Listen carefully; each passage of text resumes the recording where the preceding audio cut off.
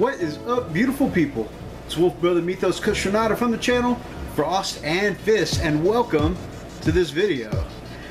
It's a Wolfbrother weekly-ish, but again, I've been away from the camera for a couple of weeks again.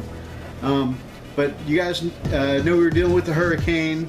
We were dealing with moving, trying to get stuff unpacked, trying to get stuff relocated, trying to get the girls enrolled in their new school, and of course make arrangements with me working.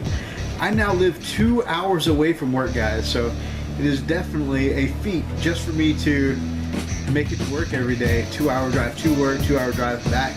Adds an extra, you know, it was less than an hour drive for me before, so now it's like an extra couple hours each work day that I'm not, you know, here to see the family or do the hobby or do the YouTube. So a good chunk of my time, you know, lost about 10 to 12 hours a week more due to the commute. So it's a little, you know, it definitely, I have to plan out my hobby time a little better now. Plan out the YouTube time a little better. And this is actually working as an experiment right now. So after we're done with this chat, I'm going to see if I can edit and get this to YouTube and get it uploaded on my own, because I live out in the country now and the internet is not the best out in the country, which is a gorgeous country. And I'll show you some pictures of some of the views out here, you know, what sunset looks like out over the property and stuff like that. We moved to farm property that my in-laws, it's been in the in-laws family for generations. You know, it's definitely a multi-generational, you know, family home. It's a really gorgeous place. I enjoy being out here. It's very peaceful. I've even got my own little hobby desk set up here, and there's something very peaceful about being here, you know, amongst nature. You know, we've got a little patio area, having coffee with my mother-in-law, painting up some models. It's actually a nice little deal. And some real cool benefits that came to moving out here, including getting my own hobby space. So I'm really stoked about the move, but I've just got to learn, you know, how to make it all work with the travel times, with YouTube, with hobbying. You know, I'm still going to the same game store because I have friends there, right? So it means when I go to the game store, it's a 2 hour drive, so I'm typically going to stay on that side of town from work and go to the game store and come back here, but I can't do that on a night where I have to get up early for work the next morning because there is so much driving involved. So it's just planning stuff out, you know, trying to make sure I fit in the hobby, fit in the YouTubes, and just, you know how it is. It's life. It's making time for things. It's making things work.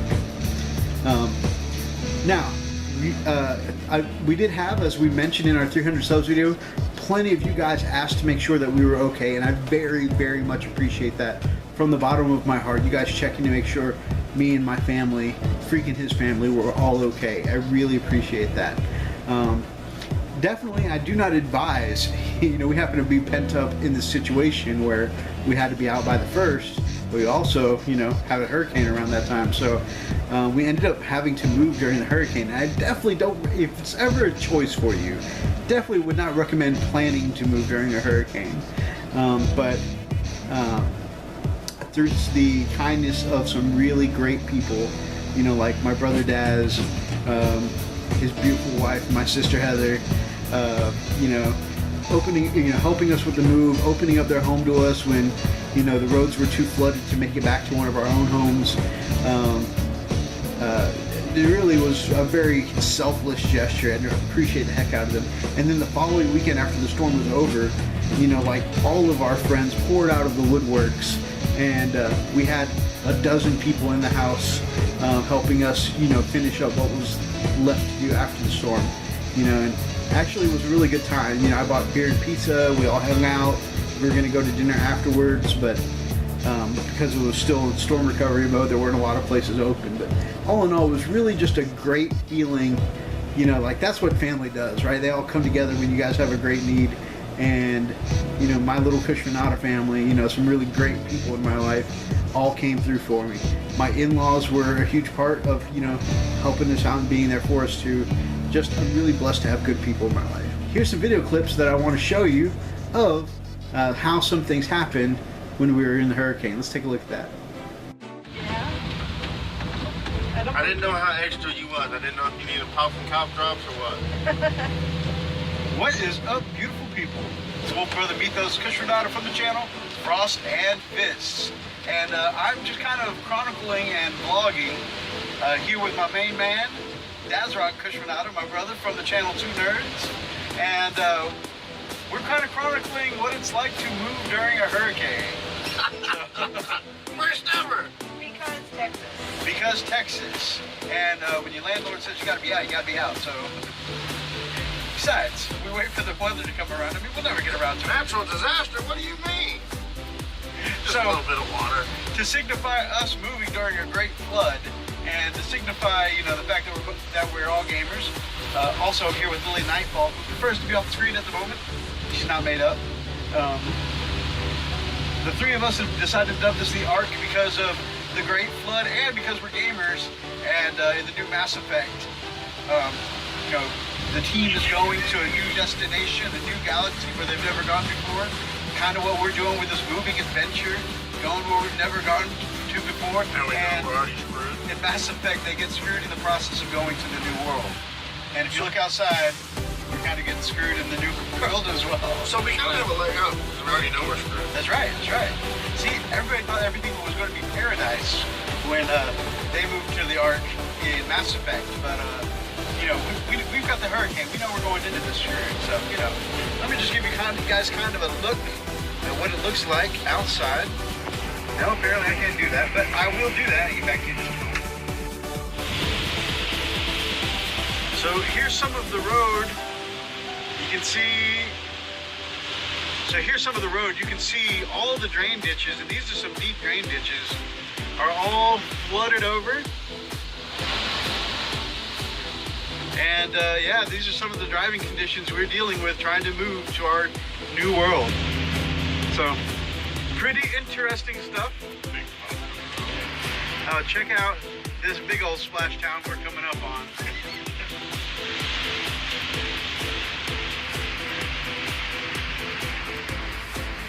All of this is water.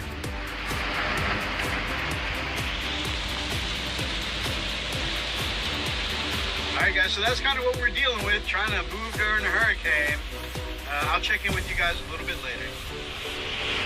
Here we are, we're moving from the suburbs where we usually live into this sleepy little town just outside of it, going to a little farmhouse, but you don't see sleepy little towns like this very often, so I just kind of wanted, this is the main street in town, guys. This is it. And this, sorry, railroad tracks there. But yeah, this will be our new town that we'll be living in, guys. Alright guys, so, you know, that was just a few clips of us moving during the hurricane, and that wasn't even when the floodwaters were at their worst. I honestly couldn't even take pictures of some of the worst because I happened to be driving the days that it was flooding the worst, and I didn't want to stop and film while we were trying to drive and make it to places before roads were cut off. But what you guys saw in the video was just kind of the beginning, you know, the roads and all this, like a lot of the city even got worse than that. I want to show you another little clip from some of the news around my home where we lived in Kingwood, and you can see some of the devastation that my beautiful Kingwood went through. You know, entire stores underwater. Let's check that out.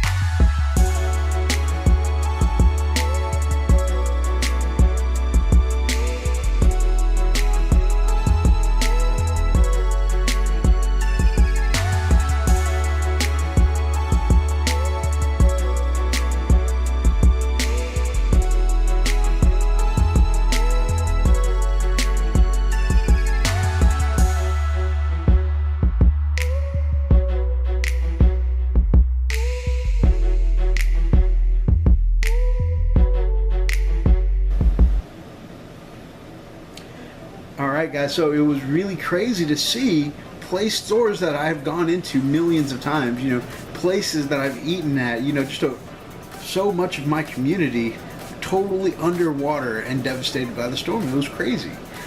But Texas people are really strong and relentless people, and there have been a lot of great cases of just people helping people making safety, people putting up shelter, people sharing their food.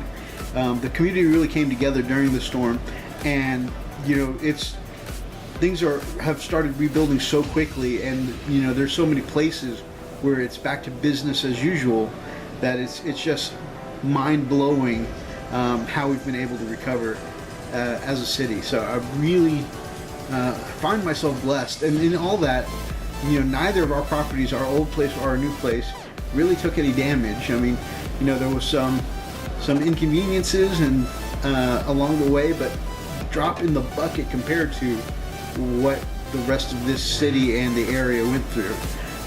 But it's really, really heartwarming to see, you know, the people of our city survive and get through it, you know, make the best out of it, roll up their sleeves and get to work putting things back together. It's been really cool. So hobby update, of course, with all the moving and stuff like that, and you know, I haven't hobbied in a while, but this week I did start getting back to it. Set up my hobby desk. I'll show you guys some video of that later on, because we're still in the process of unpacking boxes and stuff like that. Everything's really a mess still, but we've defeated so many boxes along the way. You know, we're a good 60, 65, maybe 70% unpacked, but still not, you know, there's still a lot of tidying up that can be done as we continue to unpack. So once things are looking a little better, I will show you guys some of the new setup, but it's really exciting. But with that, I have been able to start on some of my hobby work, and one of the things I want to show you is this guy. This is Hecaton Aiakos, Contemptor Dreadnought from the Minotaurs. Forge World. You guys know Resin and I don't get along. He's still a work in progress. You know, I want to do it. The little cape on the shield.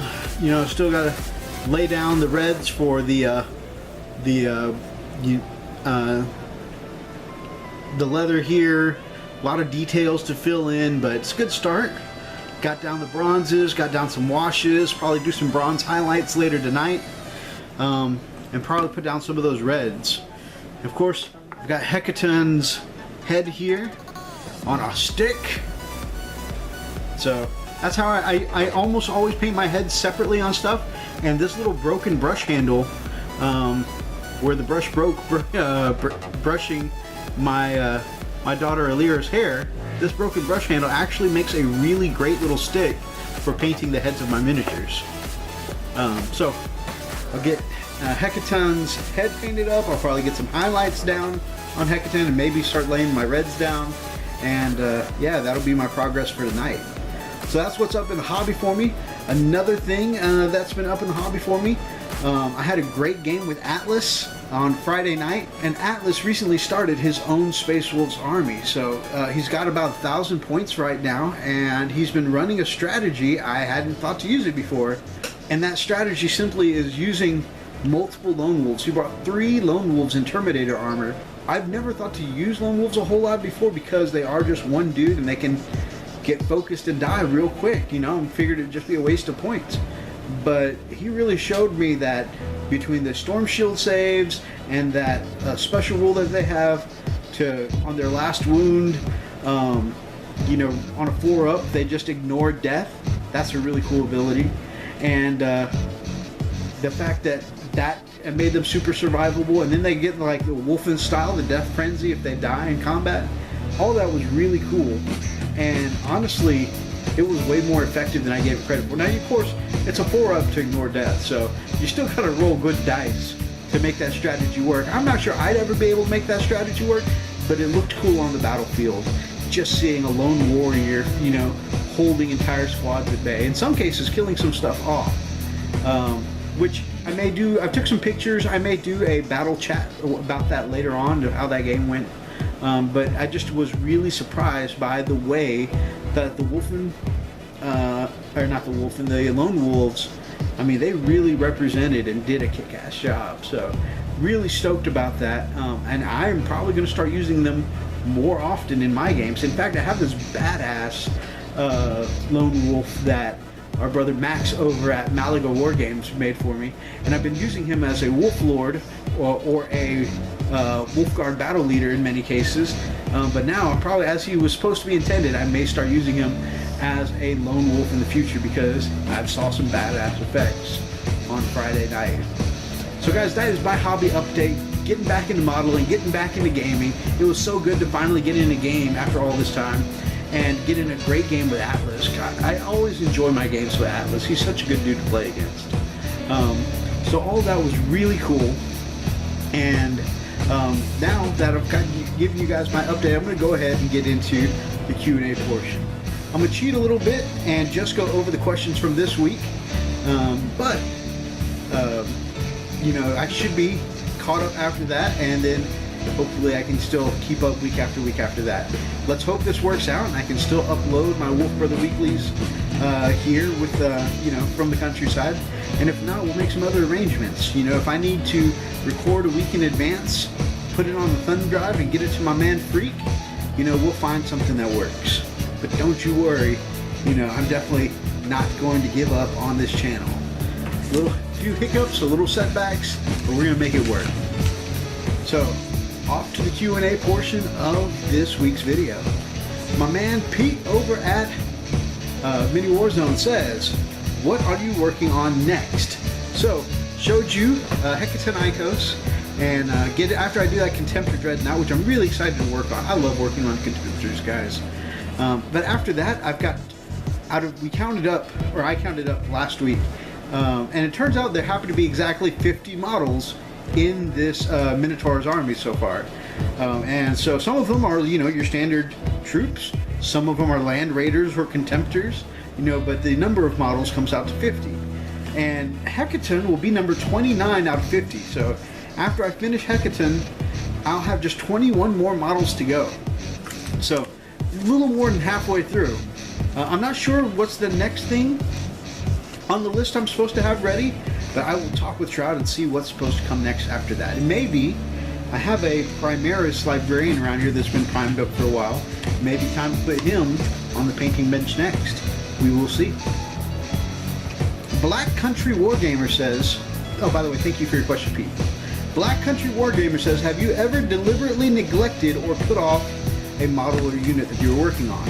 Absolutely, positively. So I have 3 metal Terminators that are very old school that I have put off for a long time, and just, they were not great models when I first got them. They got them out of the used bin. They were kind of like not shaped properly in some cases because they're old pewter models. Some of it's a little bent out of shape, but like not even just like arms you could straighten out or swords you could straighten out, but like some of the bodies and stuff aren't exactly in shape. Like parts of the outer shell has been bent in a little bit, like they've been dropped or they've taken a pounding. Yeah, there was that, but I was willing to, you know what, I just need Terminators, let's get them painted up. You know, so I stripped them, and I was like, okay, these are nice heavy models, they must be pewter. So I looked up online the best ways to most effectively strip metal models. And of course, the #1 answer that kept popping up was acetone, as long as it's metal. And I'm like, these are absolutely metal. I can feel it. They're heavy, they're solid, I can feel that they're metallic. So I dropped them in the acetone. What I did not realize is that when I was checking to see the material, I was feeling the bodies of these guys.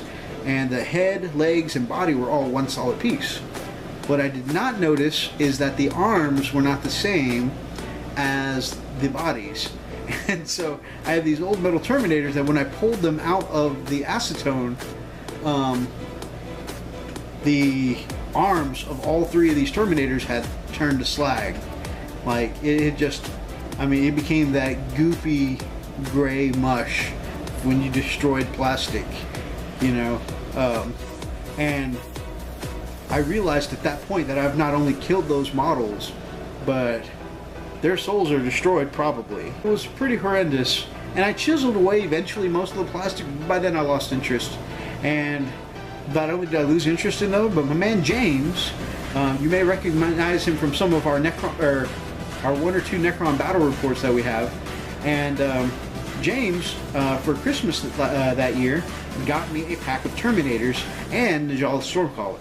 So then I suddenly had some really awesome Terminators, and I didn't need those metal ones anymore, so they have been shelved for life at the moment. I'll eventually do something with them, I guess, but yeah, they've been definitely shelved for the meantime. I have somewhat plans for them. Anytime I come across spare tacticals, spare Terminators or anything like that, I'm putting some models aside, which, I mean, isn't a lot right now. It's like 5 Terminators and, you know, maybe 10 tacticals that I put aside. But my brother Daz, the one that helped me move during the storm, he eventually wants a Space Wolves bear-themed army, and I want to build that for him. So I'm trying to set aside, you know, whatever spare models for Space Marines I come across, so eventually we can get them some Space Bears with some Bear Cavalry, and it's going to be awesome. So I'll eventually add those Terminators to the Space Bears. He hasn't come up with an official name for them at the moment, so I'm just going to keep calling them Space Bears. Yeah, that's definitely all in the plan. But yeah, for the moment they've been shelved for a long time, for almost 2 years now.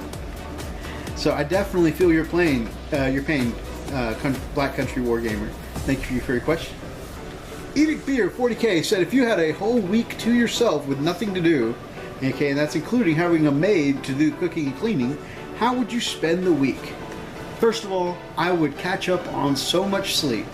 I miss a lot of sleep, but then after that, I would definitely want to catch up on a bunch of gaming. And we're talking about, I want to get in some more 40K games. I want to take some time. This would be a great time to learn a new system. Maybe I could finally start in some Frostgrave or AOS. Catch up on some more of my 40K reading. Because I own, like, I don't know, a dozen, maybe a dozen and a half Space Wolf novels, and I'm only like through 4 or 5 of them because I don't make a whole lot of time to read. So I would finally catch up on some of my reading, you know.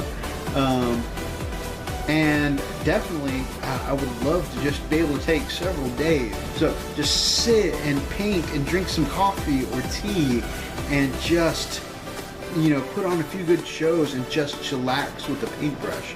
Especially, so at the old place, I didn't have a hobby desk. My hobby station was a little 3x3 section of the kitchen counter. And so I had to stand most of the entire time if I wanted to have a designated, you know, painting workday. And so that would take a toll on my back, which I've got, you know, I've got some back problems, and so it's definitely not, you know, comfortable thing to do. But now I've got a hobby desk. I can sit and paint all day if I need to. And so I would love to be able to have that kind of time to just sit and work. That would be amazing. So, you know, I could maybe, even if I had a whole week with nothing to do, finish off the next 21 pieces of this Minotaur's commission. That would be fantastic. And I'm pretty sure Shroud would be one happy guy. Thank you very much, my man. Emperor's Path says, what is your favorite movie or TV show when painting? My tried and tested is Lord of the Rings. I know I can look away and still know what's going on after years of watching it over and over. First of all, sir, that is very cool that you are that ingrained in the Lord of the Rings movies. I love those movies. In fact, the Battle of Helm's Deep, it's like, that's my ideal place to be. As far as battlefields I wish I could be in. That's just really, really well done series. Now, as far as my favorite things though, I think I would have to say probably How I Met Your Mother. You know, we have a couple of comedies that we put on over and over and over again, and we've seen so many times. And I would definitely say that the ones that we tend to put on the most when we want something we can look away from is How I Met Your Mother and Friends, and sometimes Seinfeld. How I Met Your Mother, I'd probably say the most, but Friends is always a classic. Great question, my man. Nerdling says, would you consider getting into an older gaming system like Necromunda or Mordheim with Free? Honestly, I don't know a whole lot about either of them, and I don't have a lot of interest in either of those, but I wouldn't mind checking it out to learn a little bit about them. but that would definitely be a back burner kind of deal for me, because the two games I am really eager to learn about and get into are Age of Sigmar and Frostgrave. And so if I had time to pick up, another game, or even a small skirmish game like Necromunda or Mordheim, definitely I would want to go one of those two routes. Probably I'm 50-50 wanting to learn Frostgrave or Age of Sigmar. And the fact that I can translate many of these rules over to what I know for Age of Sigmar definitely is a deciding factor that would kind of makes me want to go in that direction. So, because I already have things that I want to learn, yes, I would consider it, but it would definitely be on the back burner for me. Great question, nerd. And my man Steve over at Who Took My Dice says, what is the one model, past or present, you would love to paint? And I know this says one model, but I have to cheat because that's just how I do. So I've picked something in three categories. I've picked a vehicle, a monster, and of course a character that I want to paint up. So number one, the vehicle is number three, vehicle Corvus Blackstar. Something about that sleek, sexy model I've just fallen in love with ever since the Death Watch first came back out. And the fact that I recently, looked at my man Zack Attack's Corvus Blackstar and saw that the doors that have the Inquisition symbols are really just Rhino doors. I'm like, I could get the Space Wolf doors from Forge World, put them in place on where the Rhino doors go on the Corvus Blackstar, and really make myself a themed up Corvus Blackstar. That is a plan I would love to execute at some point.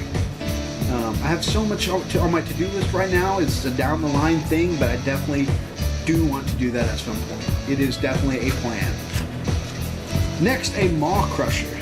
So I'm not even into Age of Sigmar yet, but I love dragons to begin with, and ever since I've seen Sam from Wargamer Online's Maw Crusher from his Ironjaws, he's got such a fantastic looking Ironjaws army. It's amazing. I've never even been into orcs, but when I saw the Ironjaws models and how big and beefy and hulking and imposing they look, I started to be interested in them. And then when I saw Sam's all painted up and badass looking, I'm now an Ironjaws fan. And so I kind of want to. He's done a great bright yellow Maw Crusher too. And after seeing what a beefy, imposing dragon that Maw Crusher is, I definitely want one. And the thing is I want to play Stormcast Eternals when I do get into Age of Sigmar, so I don't actually want to use it as a Maw Crusher, but the Star Dragon or Star Drake or whatever it is that the Stormcast Eternals have, I'm not that impressed with that model, so I'm kind of want to use a Maw Crusher as a conversion piece for the Star Drake or whatever it is that the Stormcast Eternals have. So that is number two, a monster I want to paint up. And then number one, Celestine. So you guys probably saw me buy the model during tax return somewhere towards the beginning of the year, and I really still want to paint that model up. And I've only seen since then more and more people doing amazing paint jobs, and I really like some who've done amazing gradients on the wings. So I want to kind of combine some of those ideas like I've seen from those amazing Celestine paint jobs, but combine it with some really awesome color gradients like the way that Jody from the XLC, you've probably seen his work on the Emperor's Path. He does jump pack units for his, oh goodness, I apologize Jody, but they're an offshoot of the Raven Guard, and I just cannot remember their name right now. I apologize Jody. But he does these really amazing wings on black armor, and the grading on the wings is a purple to white, like lavender purple. It just looks really amazing, and I can't help but think those would make amazing wings on Celestine. So I definitely recommend checking those out, and that's something I would like to emulate at some point. But yeah, that would be absolutely, positively fan-freaking-tastic. My question for the week is, with all this Death Guard stuff coming out and the return of Mortarion, I want to know what your thoughts are on the new Mortarion model. Overall, I think he's big, beefy, and badass like a Primarch should look. And I've seen a lot of people complain about the way Mortarion looks. I think he looks absolutely phenomenal. You know, I'm not into Death Guard, and I've never been into anything all, you know, that's got that zombie, undead, you know, nerdly look. However, I can appreciate how awesome it does look. It may not be my thing, but I can appreciate how awesome it looks.